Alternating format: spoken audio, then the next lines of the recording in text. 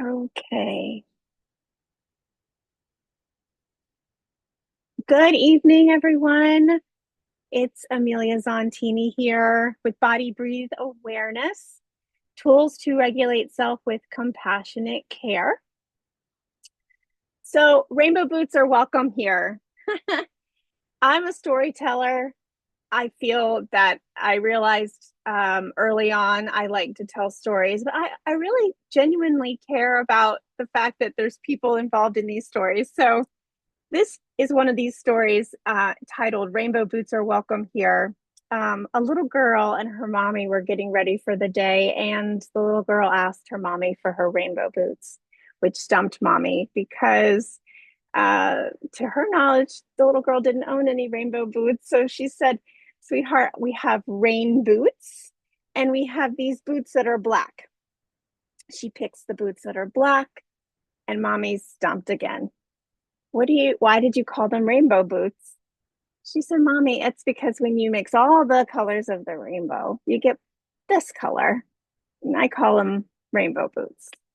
So I love that story because right off the bat, I'd like to just share with you that we're all welcome here and any aspect of who we are is welcome here.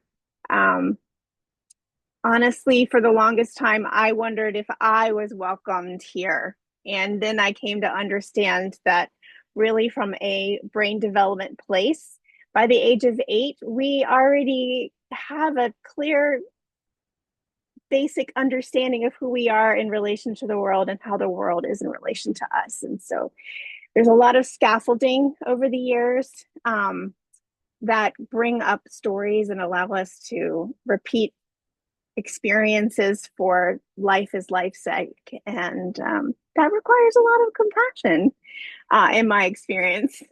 So, in this journey, as I meet you where you are, let me help you to know who you are authentically by your own choice, by your presence here. A little bit more backstory of why I'm even here. Um, in 2003, I joined IATSE 487 as a costumer. And ever since then, I've been on this journey of creation. And sure, all of us calling in and all of us listening to this on the replay can understand that we're creative people because we're coming by trade. We're these professional creators. So I realized over the last few years that if I can create, then I must have the creation in me. And I went on a path to look for that connection. And I want to thank my Ken in 487 and in the Training Trust Fund for offering opportunities like behind the scenes mental health first aid. From that experience in 2020, that led me to creating a program, Body Breathe Awareness. And I realized that what's really meant for us never passes us by because Body Breathe Awareness was actually Body Bend Awareness when I was in college and I was working with interactive dialogue theater, working with educators, working with a master of this theater for dialogue, and um, and I came to understand that body bend awareness wasn't in alignment where I was anymore, but body breathe awareness was. And that came from the work that I did with behind the scenes. So this led me here. Am I the know all be all know all? I am not. I am simply someone who got to a point in her life where it was up or down. And I realized that I was down, like really down. And I understood that I was still alive. So staying down wasn't an option anymore. I had to rise up. Um, we all have moments, and I just really felt like at this time I needed tools. I needed power tools so that I could pivot, so that I could see where I was at and then make a responsible, calm decision about where I was going next. Um, so let me ask you this, on a squirrel scale, how do you feel today? So check out this screen. Each little cube is a number. And you just check out the faces of these squirrels. As I was going through 4 years of teaching artist training with social emotional learning, working with children, we learned that a lot of children grow up not understanding what feelings are. And this was something that spawned me early on when my child was about 4 years old to get these posters, and they were called mindful posters. And the idea was mindful parenting and compassionate parenting. And the piece that was missing was that I might have been saying, "How do you feel?" And she doesn't really know what that is, because early on we're dealing with more physical and we have these emotions, but we're really just working to grow. So the mindful posters were very helpful for me and my child, because ultimately we were able to see and track a map. So, for instance, let's say we're dealing with a big emotion and she's learning her language. We're learning our language in a lot of ways, and the way we use our words is a language, and it's tied to an emotion. So when we claim something to be something, there's going to be a body response. There's a connection there. And in that way, we get to understand there is what I, sitting in as a room parent in first grade, the teacher was asking the children for more self control. And I thought, well, I wonder if these kids really even understand what that term is. So we're asked to be in control of self, and yet when are we actually taught how, in ways we can master self? And so one of the ways we can rudimentally get there, elementary, is just kind of becoming more aware of how we are. Like, how's our body look? How does our face feel? How do our arms, what do they look like? Are they crossed over? Are they up facing? Are we more surprised? And with this way of mapping the emotions with the facial recognition, I was able to determine a lot of ways that I could help my child, which then expanded to helping my inner child. So a lot of this work really is not ruminating with what's already happened, but being in a state of presence and confidence that whatever's showing up, in my experience, I'm going to have the tools now to navigate through this. Um, and if now I can recognize that when I'm embarrassed, that leads me to feeling sad, and then when I'm feeling sad, I feel angry. There you have a map already placed for you. And so, to that awareness piece is to be in that I feel. So right now, just play around with me. This doesn't have to go deep at all.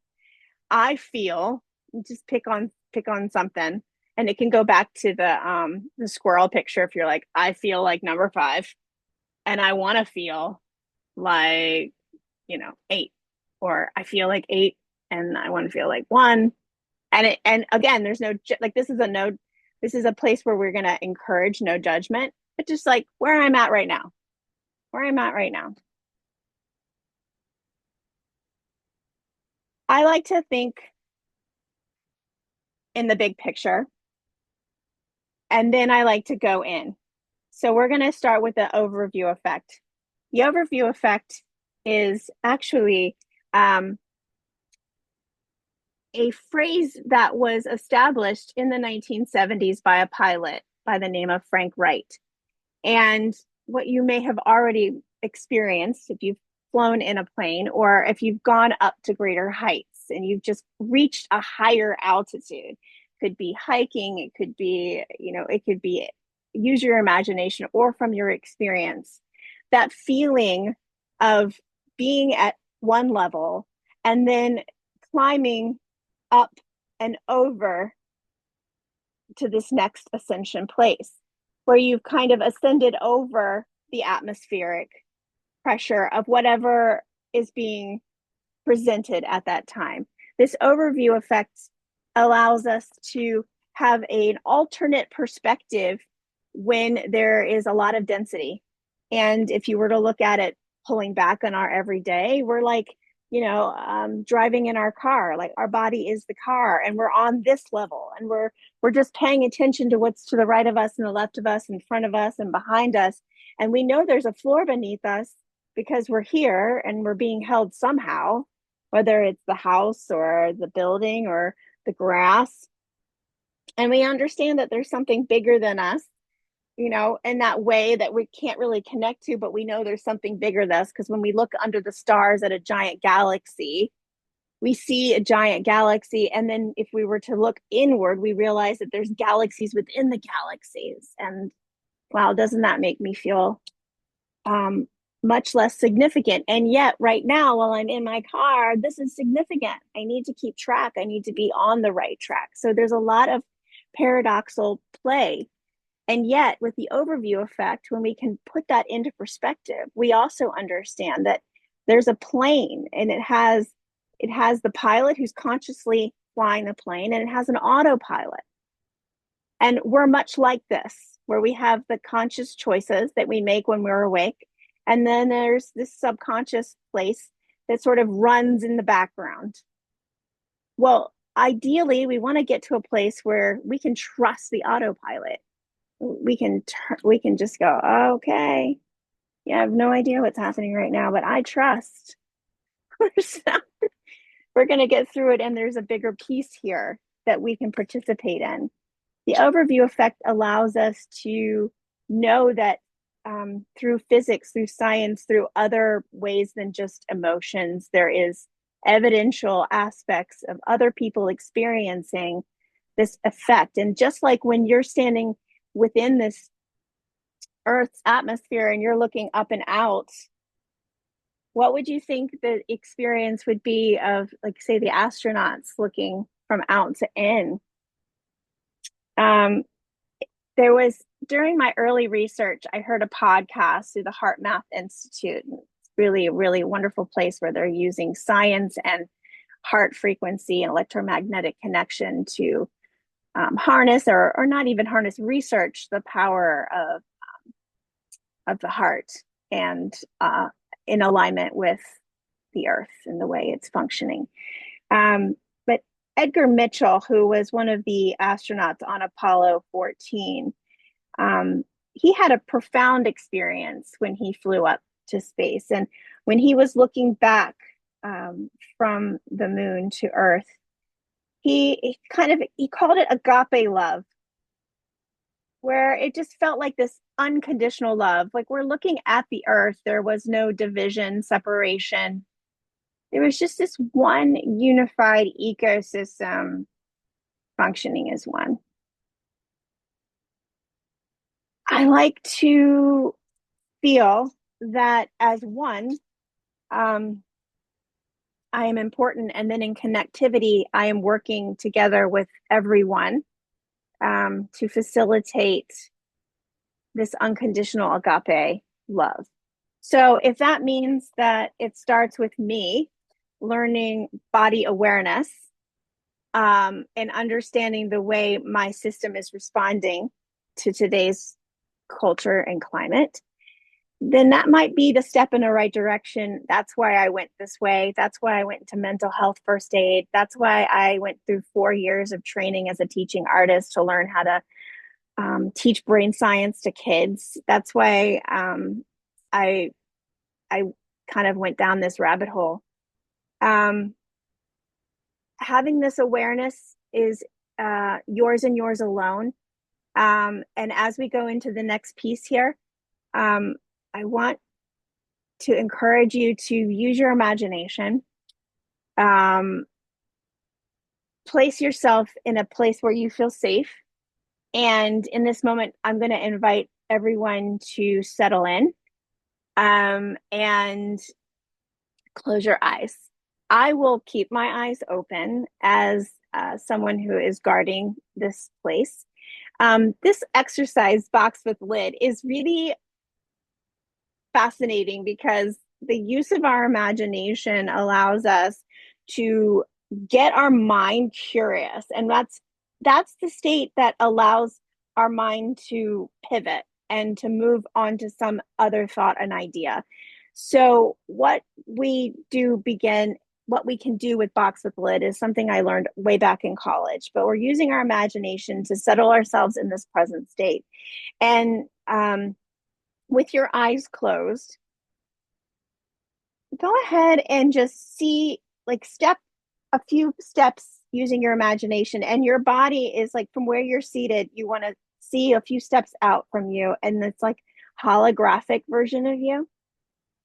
And this holographic version of you is also seated. And you're all in this holographic version of you is holding a box. And this box can be any shape, it can be any size.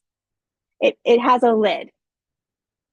So we're observing the holographic version of you from where we're physically seated. And this is sort of like imagining in your mind's eye of the audience, and you're projecting um, this holographic image in front of you. And you're holding a box, and we've already established how we feel. So let's go ahead and put that in the box.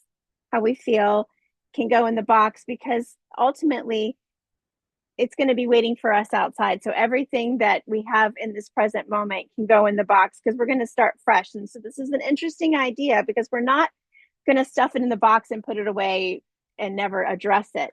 What we're doing is we're going to clean some space. We're going to clean up some mental clutter so that we can open up some ideas space, some safe space to come up with, to look at the next piece of the information coming your way, and being relatively flexible with it. So we're going to put in the experiences you've had today, stressors that showed up that you weren't anticipating. Like, for instance, for me, I dropped my phone in water this morning and just waited a couple hours and hoped it wasn't dead. I'm going to put that in the box so it doesn't come back up until I allow it to. We can come to understand that thoughts, once we give consent to them, can take seed. And so what we're looking to do is sort of establish that some of this stuff can just pass on through. Some of it can be there for us. But let's just, using our imagination, putting it in the box. And then if our imagination, we're going to put the lid on the box. And then we're going to watch that holographic version of us sort of walk to an exit in the space that you're in, and place it outside the door, and just say, you know what, thank you so much. It will be there for you when you're ready for it to return to it, or you can release it, because it wasn't even a big deal anyways. Totally up to you. You might notice that you've shifted a little bit in the way that you're thinking. Take awareness, take effect in that. So it's interesting, because I'd like to just go all the way back to that time where we were not even a thought. Maybe we were a thought. Hey, I'm here. In the 18th or 19th day of fertilization, the heart begins. So for me, when I was trying to strip everything down and make sense of it all, I went right to my heart. I said, okay, what started first? What was it? Was it my brain or the heart? What started first? And really, truly, they kind of almost start together. But why around day 21, 22, the brain and the heart are working together. And the miraculous piece about all of us starting at this place with just the heart and the beating of the blood, and that requires the circulation of this energetic combustion of the brain. It's all backed up by energy. And it's like equalizing to know we all started off like just as a brain and a heart. Pretty cool. And the powerful piece is, these two organs are designed to speak to each other. They started off speaking to each other, and they will continue to work together. And that means that we don't always have to take full resonance in our mind. We can trust our heart. And I do feel like a lot of what this education was taking me towards was trusting this vital organ again. I was relying a lot on what my mind was telling me. Now, the cool thing about this piece of the mind and why I differentiate between the brain and the mind. We all have brains. Our minds will ultimately be formed differently. That's sort of that's what creates us from that uniqueness, that authentic piece. Because as the brain is being developed, it's being developed from the experiences we have. It's a data collector. So it's designed, as I know it, it's designed to absorb what you encounter, what you metabolize, and it's predicting. It's always trying to predict based on what it knows. So when we get into an area that it doesn't know, we might actually encounter a lot of like, "Hey, I don't know. What do you call?" And there might be resistance. There might be a lot of resistance because the brain hasn't experienced this yet. And so everybody's mind is uniquely theirs. And I love this piece because as we're developing physically, I was thinking about this a lot. I've heard some adults in my space talk about just surviving the day. And then I look at my 9-year-old and I think, wow, like we've always been surviving.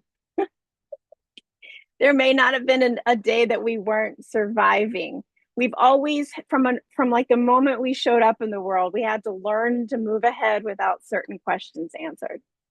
Like, wow. And physically, what are we experiencing as our mind is being developed? Like, what are people telling us? What are we absorbing? What are the thoughts creating in the language of our brain? This is a Dr. Joe Dispenza quote, but thoughts are the language of the brain and feelings are the language of the body. So a lot of the journey of my growth has been about focusing on what I have and versus what I don't have. And what I'm seeing from an early age, growing up in today's climate, we are encountering a lot of disparaging, negative, conflicting, low energy information. So what we can do, and something I'm learning to do, and I'm still working on, it takes momentum and it takes practice. But to focus on what I have, because when I can actually physically see around the room and see, oh, this is what I have. This is what I have. And it could be as simple as I have myself right in this moment. Focusing on what I have versus what I do not have is a huge shift for me. So in this is buried that the idea that because when I focus on what I have or what I want versus what I don't have or what I don't want, feelings and emotions begin to form because my control center is having these thoughts. It's what's focused on, and it's activating the body. So over time, if we're dealing with negative feelings, they're going to be linked to negative thoughts and vice versa. And our feelings themselves have no intellect. So if our brain is saying, I'm sad, it's okay to be sad. You can have that feeling. Of course you can. And the longer you say, I'm sad, I'm sad, I'm sad, that feeling will be linked to that thought. And that's okay too. That's like absolutely our free will of choice. Just understanding that really and truly the body only needs a small amount of time to process that feeling. And then we can shift the story and not put it into overdrive to shift the story, but we allow space for the body to respond to the thing that has happened, because of course that is important. And then also allow the body to release it, not hold on to it anymore. It's certainly the hardest thing I've ever focused on in my life. And I get caught sometimes, just self-sabotaging the work that I've done. The thing is, it doesn't really matter because this life is trial and error. And truth be told, for myself, the less attached I got to the outcome, just more connected to the work and the practice, and realizing I was always going to be doing my best and that had to just be good enough, was very freeing for me and kind of set me on this path where I want others to feel as free, because it didn't require any extra equipment. it did require me to show up and be willing to, say the words that my mind want to hear. So a lot of times it might be I'm in a state of chaos, but I'm saying like right before, like 20 minutes before this class started, my printer decided to just run out of ink. And of course, I didn't print the slides before class. It would be too easy. So as I'm going through trying to change the ink cartridge, knowing that so many more things could just happen after that, I kept saying, I'm okay. I'm okay. I'm okay right here. I'm okay right here where I am. Now, did I absolutely believe it? Did I think I even sounded a bit silly? Yeah, I'm sure I did sound silly. However, I kept myself in a consistent state and I kept myself in a controlled state. I was in my upstairs brain where I have conscientious choice and I can decide on the choices I'm making, and I'm not going to be hurried, and I'm not going to start slamming the printer ink into the thing and start getting freaked out. And I've been there before, so I know I've chosen to shift. And wherever we are, it's okay. Um, just know that our emotions are internal systems to relieve stress, and energy in motion is emotion. So it's going to come up and it can come out. It can come in and it can relax out. And the breath is a vital piece of that. And it's through all this rabbit hole work that I've done over the last few years that allow me to connect to this piece and has allowed me to overcome a lot. And not that your stories aren't important. They really are, because it's sort of setting the atmosphere, the climate in which you're living your life from. Um, and that's okay too. What I've come to understand, and it's not easy because I I think that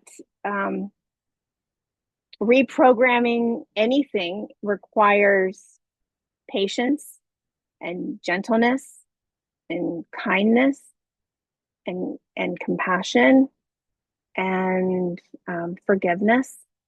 Um, and some of us would say that as we're developing the body, we have 4 bodies. So as you've seen up here, I've put up the physical body, the mental body, the emotional body, and really the whole person includes the spiritual body. I'm working to get my license to get certified as a life coach. And in this piece, when I really focus on life, like life, well, I'm not plugging in every night with this electrical cord, that's like powering my phone. It doesn't power me. Okay. What powers me? Something bigger than me, because I must be connected to something. It's it's shifting me, it's moving me. And in this knowing that from a bigger picture aspect, there's more past our understanding. So I love to look at spirituality as this connection to something bigger than me that I may not understand, but I know it's there, and I know it's there for me. So I can relax. And I got this. This actually, my daughter asked me to add this to the slide this morning. The only thing that's constant in our life is change. But this was painted on a rock that she took with her because she had SOLs this morning and she was nervous. So she wanted this painted rock that I had on my table. And honestly, up to this point, I'd never really given it much thought, but I liked it in the space that I live in. But she said, Mom, I really think that we need to put that on the board. And I said, okay, let's add it. Because honestly, when we are authentically ourselves, then we are what Brene talks about it, the light, like we're the eternal flame. And so we want to surround ourselves with people who are holding the light for us, but also we are guardians of our light as well. So that's important to understand. And yet everyone has that collective light. So when we're connected collectively, and this piece, this we are stronger independently when we are connected collectively. Yeah, I got that from therapy. I will fully admit I've also while I'm working with children as a teaching artist, while I'm learning about healing centered engagement and trauma informed care, while I'm understanding more about brain science, where I'm looking into always strengthening myself. Part of that is my support team, and a big piece of that is going to therapy myself and helping me. So community is important, and that's why I want to do this work. I want to be the one who adds to the atmosphere, but also I know that it's up to all of us to provide the atmosphere, and that can be my part. Now, if that means that I need to work on my internal atmosphere so that I can model myself, my authentic self from this place, that's ultimately where I decided to go. And beautifully, my therapist said, well, it's okay, Amelia, just be okay with like 85% of what you're sure about. 85% about what you're sure about, in life and work and stuff. Like if you can, that's pretty good. Those are pretty good. It's a pretty good ratio. I don't need to be and this, he was speaking to my perfectionist. So, you may not resonate with the perfectionist, but I certainly have had to deal with the perfectionist people pleaser on my path. And when I can relinquish some of that need to expect certain outcomes, it really can feel more in flow with the situation. I've gotten it down to the point where like I'm in milliseconds, but wants to do it again. Hold on, I'm not going to let it. Where I'm literally in the moment, and I'm doing the steps, while the thing is happening, and that's okay because I love this mantra. I am good enough just the way I am today. I am good enough just the way I am today. I am connected, and I know I'm connected because I am here. Your presence is here. Now, there are extra levels that you can do to be connected more consciously. I like to ground. I like to, those of you who work with electricity know the importance of grounding your electrical units. And in that way, the human body gets grounded here on Earth by literally connecting with the earth. So maybe you start the day off with a little bit of time barefoot, feeling your feet, feeling your connection to the floor, feeling your body in connection to the floor. Wherever you are right now, I invite you to just look at the floor, physically look at the floor and acknowledge it as it holding you. It's connected to you. And underneath this floor, what do you see? If you can't see your feet, what do you see? Do you see something else by you? Physically putting yourself in this moment, but connecting yourself to the floor beneath you. And even bigger than that, you can connect yourself to the earth, like the astronauts, just imagining you floating above the atmosphere, overview effect, looking down, but connected. Like you're just above it all, and also connected, grounded, meaning you might rise up, but you're always going to be connected.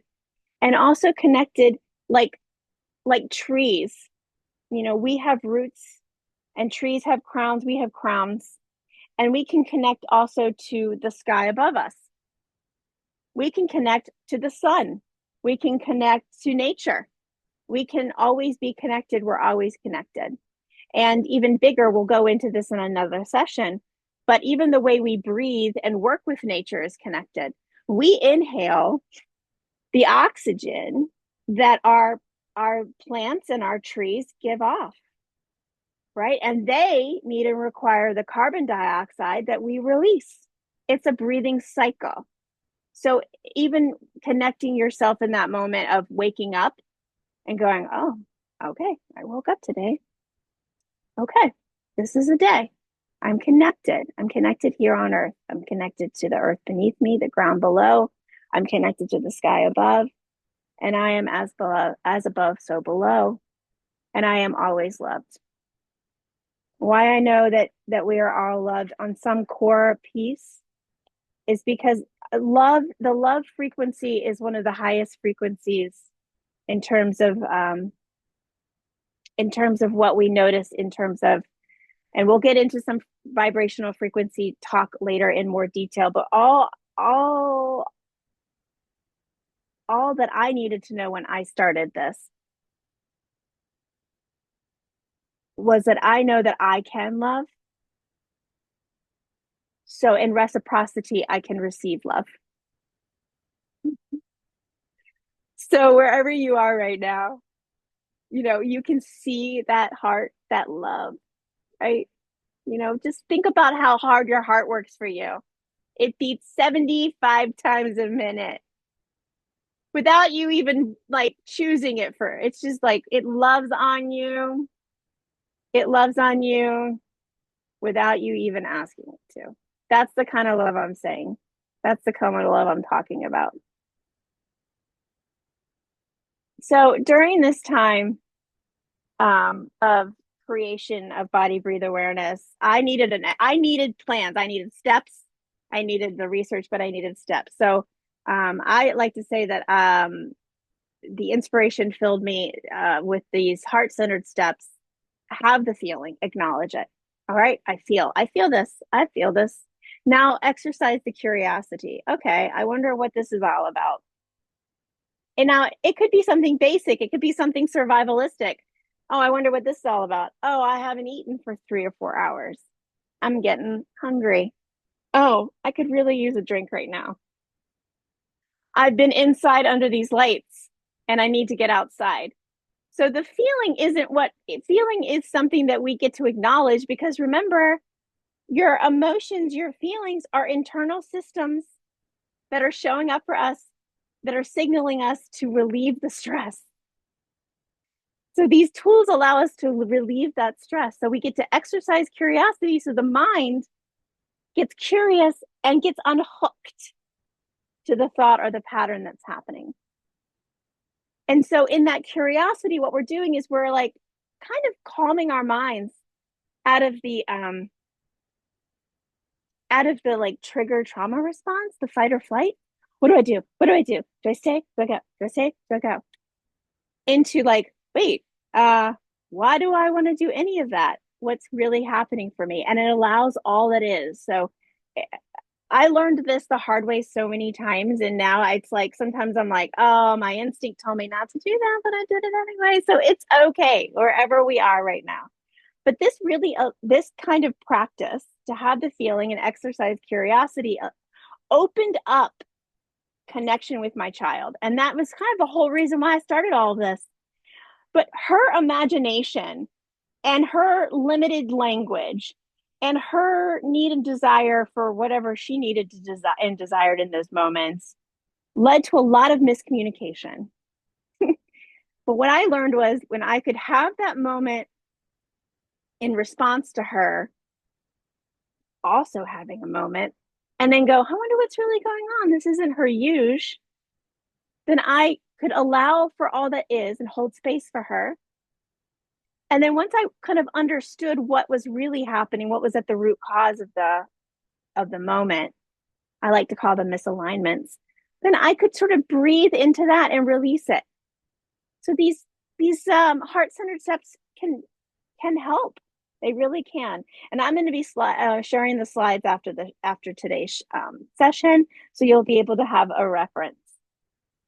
I really truly hope that over time we can generate a space where like no one body and voice comes down with its strength for the weakness of another. I call that a safe space. Now, we don't always feel safe in the spaces. We can offer the opportunity to be brave as well. I'm just going to briefly go over this, and then you can look on it later.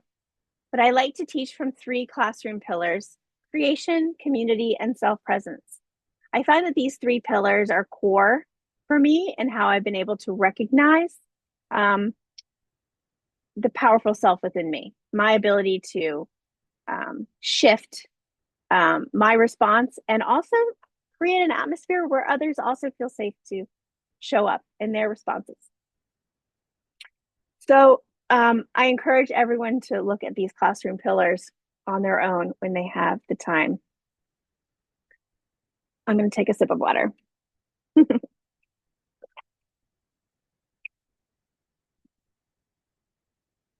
Today's going a little bit longer than I anticipate the other sessions to go, just because today is offering a little bit more of an overview of where we're headed. I would like to us all to focus on one item that you can continue to grow on, continue to build on, and this is your personal safety plan. So, your personal safety plan is a list of ways a person can mentally or physically ensure that they remain safe, especially if a topic, exercise, or environment is perceived as potentially dangerous or threatening. Now, a lot of times we may not recognize it as dangerous or life threatening.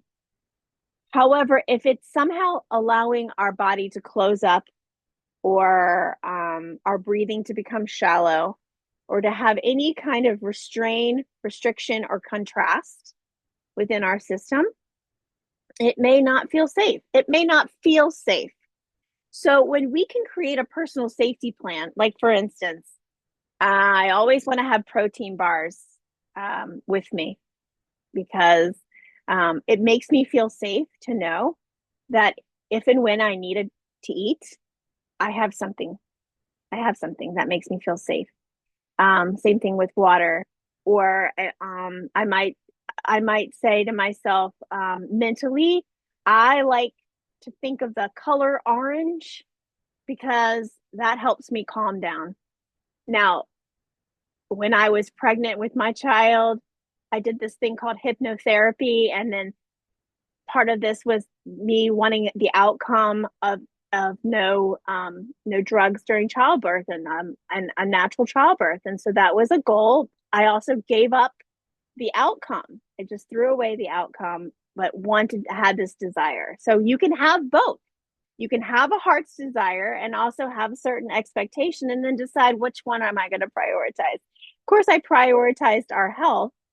However, I chose this color orange. So anytime I felt something where my body felt out of control or chaotic during childbirth, I brought in this color orange. And then I brought in the safe space, which was the sunset. And then I brought in the ocean, and I created this whole atmosphere in my mind's eye that put me in this place. While the chaos was still going on, I was still having a baby. My mental mindset was allowing me the peace and calm that I needed and required to get through that time. So this personal safety plan is something that I encourage everyone to start building on, start creating, and come back to and go, all right, what else can I do here? I've worked with people saying, oh, I always want to know where all the exits are when I enter a new space. That's part of your personal safety plan. Cover the space. Okay, so we've kind of done this a little bit. So, but where you are right now, I'm going to encourage you to stand up and just kind of like walk around the space. That's all we're doing. There's really nothing fancy about it. Just covering the space, feeling the way your feet hit the floor, feeling the way that you're moving right now, recognizing if you have tension in certain areas. This is literally just an awareness piece. You're just kind of almost like you were doing a body scan. And you just can start from your head, the top of your head, and just kind of scanning. This awareness piece is going to scaffold into something on a future session. But just know that for now, all we need to do is just get familiar with the way our feet are feeling, the way our knees are feeling, my hips swaying, and I'm covering the space. And all I'm doing is as I'm stepping, I'm just kind of walking where I have free space to walk. And I'm looking around, and I might even look back at the monitor. There's other people here. And all I'm doing is just covering the space. So this is something that I can do on set where I'm literally just, there are times where you're just in the 12th hour and yeah, everything is just, you want to go take a nap. And yes, like we really absolutely should rest.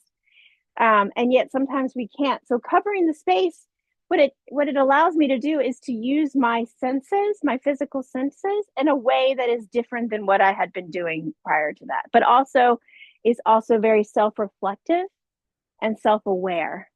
So this cover the space. I might even like look at and physically look at my hands and go, yep, they're still here. And with no worry or doubt or judgment, just going, oh, yep, okay, I'm still attached. And what I'm doing is actually allowing my mind to place me and ground me where I am. And then for my heart and my body to recognize that where I am is okay. I'm okay exactly where I am. You might even say that, like, because you're like, oh yeah, I'm aware. I'm okay exactly where I am. You might even touch your body. You might even, they call this tapping to sort of activate. Yep, yep, I'm okay exactly where I am. So cover the space is a tool and a technique. Body breathe awareness. I like to talk about mostly the present condition, and also imagining where we're going. A lot of us know where we've come from, and I know that what it took for you to get here was important for you to make those choices. And so when we look at the present, we can acknowledge that where we've come from is super important. Where we are is the choice. And that can help us sort of motivate to make choices in the moment that feel good to us. And using our imagination is important because a lot of times what we have to do is get out of our head. And using our imagination activates a different part of our intuition, and it allows the curiosity and the creativity to come up with different ideas. So the idea of this practice is to warm up, and we've done a little bit of that warming up. Well, we asked how you were feeling today. We talked a bit about mindfulness. We looked at facial recognizing. We talked about the breath being something that allows movement. We just talked about covering the space, which acknowledges the grounding piece, the connection to above and below us and where we are at this present time. So these are the warm-ups and activating to the bridge activities. The bridge activities are those tools that we will bring up. Like this week was cover the space and also box with lid, and that activates your mind to sort of go, okay, you're right. I can go in a different direction. What I notice is a lot of times when I shift the intention, like, you know what? Everything kind of does seem like it's going crazy or not the way I thought it would go, but I'm I'm open to seeing what's going to happen. Sometimes we don't really know the bigger piece, and sometimes it doesn't feel good in the moment, and I recognize that. But when we have a goal to show up with the intention to generate body harmony, we can navigate into the next, which allows more practice. The practice isn't about perfection. The practice is about progress. So that when we become the active expression that is focused on connection, we become positive, active participants in our lives and our communities. Michael Road was my teacher in college, and he wrote Hope is Vital: Theater for Community, Conflict, and Dialogue. And one of the big things that we first learned was the diaphragmatic breathing. So, like, what if you already know one breathing technique that instantly boosts your energy, increases your focus, and generates balance in your entire body? It's the diaphragmatic breathing. Okay. So, I'm going to show you. Um, Now, if you are in a space where you can lay down, sometimes we're learning this from the beginning. Laying down is helpful because you're kind of you're all the way laying down with your spine straight, and you can feel your belly expand and contract. Now, if you're standing up, you want to stand with your feet hip width apart, and you want to stand sort of where your feet are. Like you, what do you do? It's like a little truss circle on the bottom of your feet, doing a small rotation, going up to the back to the heel, and then up to the pad of your foot, and maybe even up to the toes, but not to tip yourself over, but just sort of find that neutral place. Go clockwise and counterclockwise, getting grounded. Breath in. Now, imagining that as you breathe in, what you're going to do is you're going to allow the breath to go in through your nose, through your throat, through your vital organs, run that air into your belly, expand your belly like you're blowing into a balloon. Your belly kind of gathers up that air. And then on the relaxation out, you want to bring your belly button in towards your spine and relax the air up through your vital organs, past the heart, the throat, and out.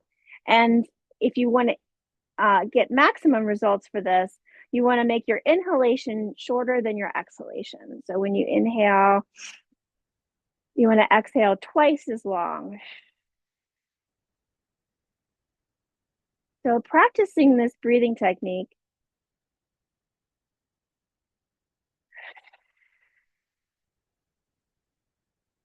can calm you. This breathing technique is actually rest and digest, and it's something our bodies do when we sleep. So as soon as you have gone to sleep and your body has totally relaxed, what it's doing is it's using this breath to digest everything that you've experienced throughout the day. And this breath is what's going to assist your body to help reset you to the next morning. It is that rest that is so important for creating body harmony. So if there's one thing to take away from tonight's call, it's that this breathing technique, this diaphragmatic breathing, this belly breathing can produce focus, help you with your energy, and create a body harmony. So using your natural breath and your pure imagination will help engage your soul system. I encourage all of us to work on this the next few weeks with routine practice. So pick one. Oh my gosh, I'm going to cover the space right now. I'm just going to bring awareness to where I'm at presently. I'm not going to judge my body for the way it feels. I'm just going to acknowledge it. And the benefit of learning this technique of awareness, next week we'll talk about this, is that when you can breathe into those areas of tension, using this concept of belly breathing, but shifting that breath into that area of tension, you can actually work to loosen up what is creating the tension from a muscle connective tissue aspect. That's a real beautiful place to be. And in my experience, it's helped me a lot with body aches and soreness and just accumulation of stress in my body. So what if we can't always feel safe, but we can feel brave? That's what this space is all about, just showing up. Showing up creates and builds resilience. And once we build resilience within ourselves, we are creating more trust in what we can do. And when things are past our understanding, we have learned to connect into that higher space that pass our understanding. That I like to call it that life force energy. Whatever that is, it's the source of my life. And so it must know more than I do because it created me. So I really, in that way, I propose a new way. I propose this radical self-acceptance way where we can simply luxuriate in where we are right now. And that's the whole idea. So I encourage you to now play along with me and uncross your arms and your legs and take a nice deep breath of life. Just inhale and relax it out. Right now, acknowledging our heart, putting your left hand on your heart or your right, wherever it makes sense to settle into this action. Just like, hey there, breathing. Just softly tap your heart and say, you know what, I am totally okay to be exactly where I am. Totally okay to be exactly where I am. And like I said, this is what I was saying to myself while the printer was going haywire, and I wasn't even sure if I'd have my notes in front of me for this call. And I wasn't even sure I believed it, but I kept saying it. And my system stayed calm. It stayed center, it stayed neutral, and I was aware. Breathe in and relax out, and breathe in and relax out. Just have a few more slides. Yeah. Thanks for staying on this call with me. This is the last tool for tonight, the 5, 4, 3, 2, 1 grounding. This is something that I've seen taught to young ones, 3, 4, 5 years old. So you can change it and you can think about it, but this really builds on the physical. We were in a very physical world, okay? So a lot of what we can count on is what we can physically see. Now, eventually, we might actually begin to, through experience, learn to detach from what we can't see and lean into more what we can. That allows us, though, to feel really comfortable and safe and confident within our physicality. So, for now, where we begin is what we can certainly have evidence. So, 5 things that you can see right now. These physical senses, the Greeks believed that the eyes were the windows of the soul and the physical senses were the windows to the soul. So these ways that we see and we hear and we think and we taste and we touch can all lead to a central nervous system. So 4 things you can touch right now. So I'm touching, and without judgment, I'm just like, oh, I'm by purple pen, some Kleenex, my phone, earpods. 3 things you can hear right now. Okay.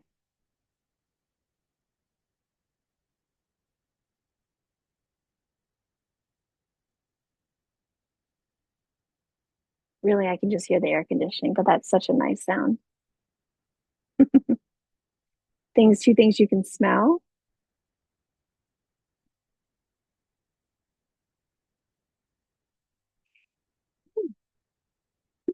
And then 1 thing you can taste, right? So you can use the 5, 4, 3, 2, 1 method anywhere you are at any given point. Now move your hand back on your heart and just settle into that action and breathe. Yeah. And I'll say it again. Yep, I'm totally okay. Exactly where I am. Totally okay. Exactly where I am.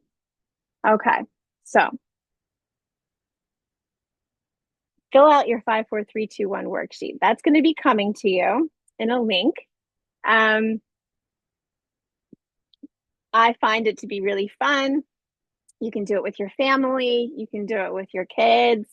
And it's just kind of determining, all right, what 5 things can I see? What 4 things can I do? And just making it a worksheet and a fun practice. The more you do that, the more your subconscious autopilot kicks in moments of stress. See, what we're doing ultimately is we are retraining the patterns that kind of lead us into the focus of what we don't want. What we are looking to do is utilizing this time to do minor little tweaks to shift us into our bodies responding differently than just trauma. Or if it is trauma and it is a trigger response, that's okay too. The resilience aspects allows us to go there and then pivot and shift.